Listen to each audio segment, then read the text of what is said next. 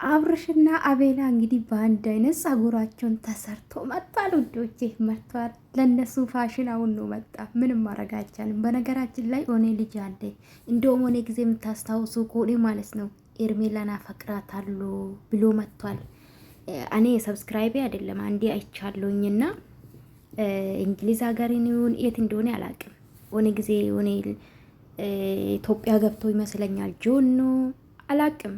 ኤኒዌይስ ፋሽን እንግዲህ ለአብርሽና ለአቤላ አሁን ነው መጣ ማለት ነው። እና አያችሁ ይሄ ኮፍያ በነጭ እሱ ገዝቷል። ይሄ ደግሞ በሰማያዊ ነው ምንድን ነው የሚባለው ከረሩና በስተግራም ነው አየሁተውን።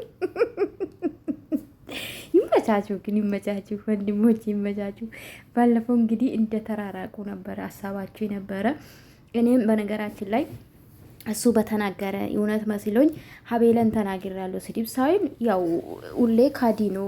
አንዴ ከሩታ ጎን ይሆናል፣ አንዴ ከአብርሽ ጋር ይሆናል ብያለሁ። እሱ ደግሞ የታወቀ ነው። እሱም ሆኖ ነው ያሳየን። እና እንግዲህ አቤላና አብርሽ አንዴ ነው ጋይስ። እንዲህ ሲጀምር አቤላ በጭራሽ ከአብርሽ መራቅ አይችልም። ከየት እንዳነሳ ታውቃላችሁ። አቤላን የምታውቁ ታውቃላችሁ። እኔ በዛ ነው ሰብስክራይብ አደረኩት። በነገራችን ላይ በተሸገረ ወይም ደግሞ ምን ልበላችሁ በዛ ሰዓት ነው አብርሽ ባመጣ ሰዓት ነው አቤላ ሰብስክራይብ ያደረኩና ከአብርሽ መራቅ አይችልም አቤላ በጭራሽ። ገባችሁ? እዚህ ያደረሰ ከፈጣሪ በታች አብርሽ ነው።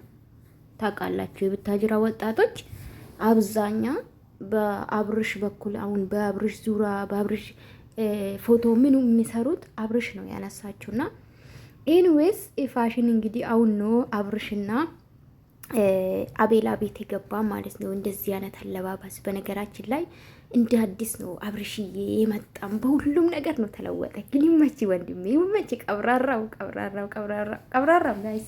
እኔ ግን ሳስበው ማለት ነው አቤላን ማን ነው ኤርሜላን ይዞ የሚሄድ ይመስለኛል አብርሽ።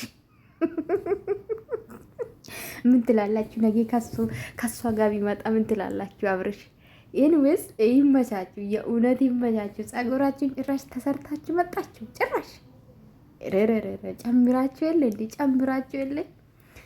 ገረመኝ። በቃ አንድ አይነት ተሰርቶ አልመጡም።